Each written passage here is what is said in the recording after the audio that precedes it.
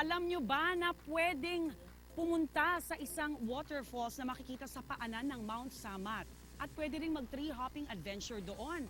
At mga turista, sobrang naaakit sa world-class na ganda ng mga white sand beach sa Siquijor. Narito ang unang balita. Matutulala ka sa ganda ng maputi at pinong buhangin at malakristal na tubig sa mga beach sa Siquijor. Kahit sa himpapawid patingnan ay mamamangha ka pa rin sa ganda ng isla. Maging ang mga dayuhang turista ay bumabalik sa mga beach dito dahil hindi pa raw masyadong matao di tulad ng ibang summer destination sa Pilipinas. Bibilang din ang paglangoy sa mga beach dito.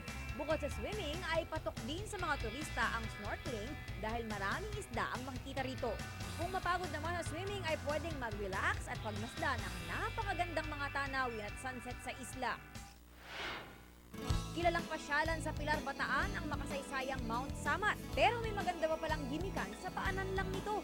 Yan ang Dunsulan Falls na patok ngayong mainit ang panahon dahil sa malamig na tubig nito. Enjoy ang mga kabataan sa pagdive mula sa mga rock formation sa talon.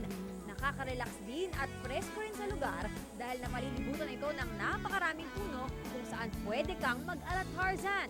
May tree hopping adventure kung saan maglalambingin ka sa mga lubid at dadaanan mo ang nakakalulang hanging bridge.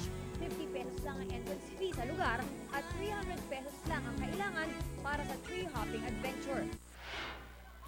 Swimming at food trip naman ang pwedeng gawin sa isang mini garden resort sa Bontoc Mountain Province. Buong pamilya ang mag-e-enjoy sa swimming dahil sa malilinis na pool na may iba't ibang lalim. Kapag oras naman ng kainan, ay makabibili ng sariwang-sariwang isda. Old school pa ang style ng pagluluto ng pagkain dahil gumagamit pa ng panggatong na kahoy. Pasok sa budget ang entrance fee na 40 pesos para sa mga bata at 60 pesos para sa matatanda. Para sa unang balita, Athena Imperial reporting.